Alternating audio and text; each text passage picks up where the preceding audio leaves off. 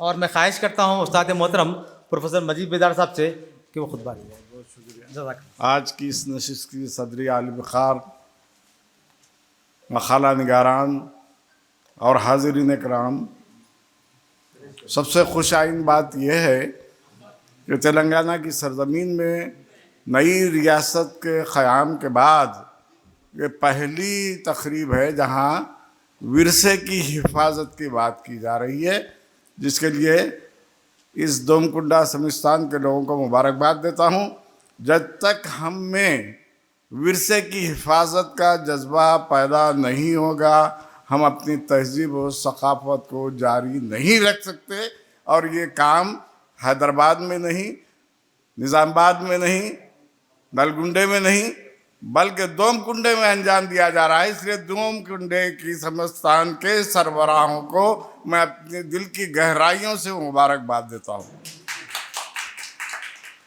हाज़रीन कराम, हकीकत ये है कि आज का माशरा कुछ ऐसा हो गया है, हमारा निसाब तालीम सिलेबस सिस्टम इतना प्रागंदा कर दिया गया है कि किसी भी क्लास में तारीख़ नहीं पढ़ाई जाती।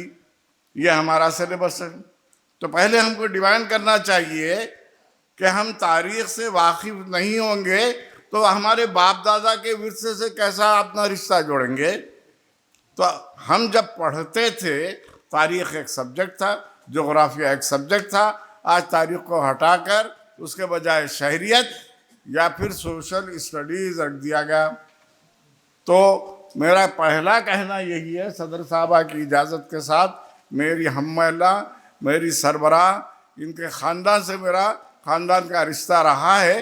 तो इस पस मंज़र में जो तहज़ीब हैदराबाद की थी, दक्कन की थी, उस तहज़ीब में हिंदू, मुस्लिम, सिख, ईसाई, पारसी सब मुत्तहदा रहते थे, जिसका नतीजा ये है कि आज हम राजा राजेश राव असगर की बात कहते हुए उर्दू ही नहीं, फारसी ही नहीं, संस्कृत ही नहीं, बल्कि तेलुगु के तवस्सुस से बात कर रहे हैं। मैं दो बातें कहूँगा, बातें बहुत कुछ है, इतना जो है मवाद है, मगर उसको हासिल करने का जज्बा ना यूनिवर्सिटीज़ के असातिज़ा में है, ना रिसर्च स्कॉलर में है, ना नई नस्ल में है। अभी जो बातें कही गई, मखतूतात पड़े हुए हैं, किताबों को देखने के लिए वक्त नहीं है। कितने बजे कौन से चैनल पर कौन सा सीरियल आता मालूम, लेकिन किसकी कौन सी किताब कौन से मैन्युस्क्रिप्ट में है हमको नहीं मालूम। तो ये हमारा नया माशरा है। इसको बदलने के लिए इस किस्म की तकारीब का इनेकाद करना लाजमी है। मैं मुबारकबाद देता हूँ। सबसे पहले लाजमी है कि आपने समिस्तान का लफ्ज़ देखा है। ये क्या लफ्ज़ है, किधर से आया, आसमान से टपक पड़ा या क्यों बनाया गया, इसका मतलब क्या है, कौन सी ज़बान से आया है। मैं इस बात से शुरू करूँगा। संस्कृत लफ्ज़ है सम, सम के माने पाक, नेक, बेहतरीन, स्थान के माने जगह। समिस्थान नेक, पाक, बेहतरीन जगह के मानों में होता है। ये लफ्ज़ जैसे हिंदुस्तान बनाना, अफ़गानिस्तान बना, तो ये सब संस्कृत से ड्राइव की हुई लफ्ज़ियात हैं जो उर्दू में हैं।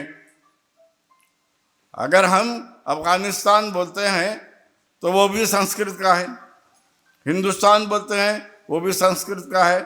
तो हमारी ज़बानों में, हिंदुस्तान की ज़बानों में, चाहे आप तेलुगु पढ़ें चाहे उर्दू पढ़ें, उन तमाम ज़बानों में यहाँ की सबसे बेहतरीन ज़बान संस्कृत ज़बान का असर दिखाई देता है, जो उसी के पस मंज़र में हम यहाँ जमा हुए हैं। जैसे मैं बता रहा था कि समिस्थान, एक और बात बता दूं, फारसी में सम कहते हैं जहर को। अब अगर फारसी में, फारसी को हिंदी से संस्कृत से जोड़ा जाए तो ये मुमकिन ही नहीं है, हम लबे सड़क नहीं बोल सकते। लेकिन फारसी का भी आप मतलब निकालें, सम स्थान, सम माने जहर, ऐसी जगह जो जहर को खत्म कर देती है, फारसी में ये माने होंगे। सम स्थान यानी कोई भी ऐसा जहरीला असर जो लोगों को, इंसानों को, बाशिंदों को नुकसान पहुंचाता है, उसको खत्म करने वाला मकाम समिस्थान। अब मैं बात आगे बढ़ाऊं। तारीखी पस मंज़र में हमको देखना है कि जहां हम जमा हुए हैं इसका तारीखी हकीकत के लिए हमको कौन सी किताबें मिलती हैं, कहाँ से मवाद मिलता है। हाज़रीन कराम, दक्कन के इलाके में जुमला 11 ख़ानदानों ने हुक्मरानी की 360 क़ब्ल मसीह से लेकर 1300 ईस्वी तक। कहीं यादव ख़ानदान थे, कहीं काकतिया ख़ानदान थे, कहीं होयसल ख़ानदान था। ऐसे 11 ख़ानदान 300 क़ब्ल मसीह से लेकर 1300 ईस्वी तक, यानी करीब 1600 साल तक दक्कन में इनकी हुक्मरानी रही। अब क्योंकि दक्कन का पूरा इलाका जो है, यहाँ दरावड़ी आए थे। तारीख ये बताती है कि काकतिया ख़ानदान के बादशाहों का ताल्लुक दरावड़ियों से नहीं बल्कि आर्याओं से था। ये तारीख में लिखा हुआ है। आर्याई नस्ल से ताल्लुक़ रखते थे, दूसरे बादशाह दरावड़ी नस्ल से ताल्लुक़ रखते थे। 13वीं सदी में जो इलाका हम यहाँ बैठे हुए हैं, इस इलाके में काकतिया ख़ानदान के राजा प्रताप रुद्रदेव, उन्होंने सबसे पहले दक्कन के 2 इलाक़ों का इंतखाब किया। वहाँ 2 किले बनाए। एक किला हैदराबाद के करीब जो गोलकुंडा कहलाता है, दूसरा किला आज जहाँ हम बैठे हुए दोम कुंडा। लाजमी है आप पूछेंगे ये कुंडा कुंडा दोनों जगहों पर क्यों? दर हकीकत संस्कृत से ड्राइव किया हुआ लफ्ज़ कुंडा आबादी के मजमे के लिए इस्तेमाल होता है, लोगों के। चलिए, हाँ, तो मैं बता रहा था कि काकतिया ख़ानदान के राजाओं ने यहाँ का किला बनाया। उसके बाद यहाँ एक मंदिर है जो खूबसूरत तरीन मंदिर है। ये मंदिर कब बनाई गई? दूसरे निज़ाम नवाब मीर निज़ाम अली ख़ान, आसिफ जाह की सल्तनत के दूसरे बादशाह, इन्होंने औरंगाबाद को पायतख्त बनाकर हुकूमत का आगाज़ किया था। वो दूसरे बादशाह थे। 1771, बाद लोगों ने लिखा 1763 में वो औरंगाबाद छोड़कर हैदराबाद को पायतख्त बना लिया उन्होंने।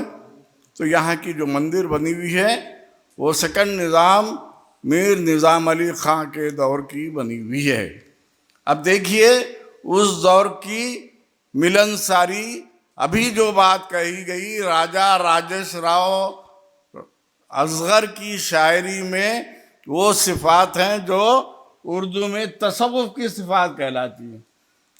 यहाँ ऐसा मिला जुला कल्चर था कि जिसमें हिंदू मुस्लिम सब एक दूसरे के करीब थे। इसलिए आज की इस तकरीब की अहमियत में इजाफा हो जाता है कि हम जो चाहते हैं इत्तेहाद, एकजहती, एक दूसरे में मोहब्बत, इसको बढ़ाने के लिए दोम कुंडे के सरबराहों ने पेशरफ्त की है। इसलिए मैं उनको दिल की गहराई से मुबारकबाद देते हुए बड़ी तफसील बताना चाहता था, क्योंकि काफ़ी देर हो चुकी है और बहुत सी बातें, चाहे वो फारसी से मुताल्लिक़ हो, चाहे संस्कृत से मुताल्लिक़ हो, चाहे उनकी डिक्शनरी के मुताल्लिक़ हो, चाहे उनकी शायरी से मुताल्लिक़ हो, मुख्तलिफ मकाले पढ़े जाएंगे।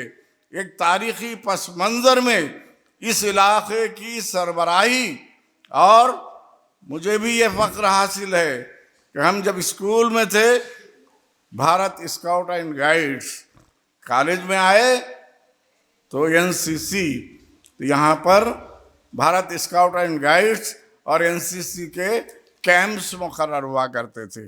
उस दौर से इस इलाके में आने का शरफ हासिल है। आप तमाम लोगों को आज की इस नशिस्त में हम अपनी रिवायतों को आगे बढ़ाने के लिए, अपनी तहजीब और सकाफत की चीज़ों को मुंतशिर होने के बजाय उसको एकजा करने की कोशिश कर रहे हैं। इसको कामयाबी से हमकिनार करना चाहिए। दो बातें, क्योंकि इतना प्यारा, मैं समझता हूँ कि करोड़ों रुपया इस पर खर्च होगा। इस किस्म की खूबसूरती जो आई है, ये यहाँ के लोगों की हिम्मत और उनकी आरजू का एक अहम नमूना है। दो बातें, विरसे को तो आपने संभाल लिया, मुबारकबाद के मुस्तहिक हैं।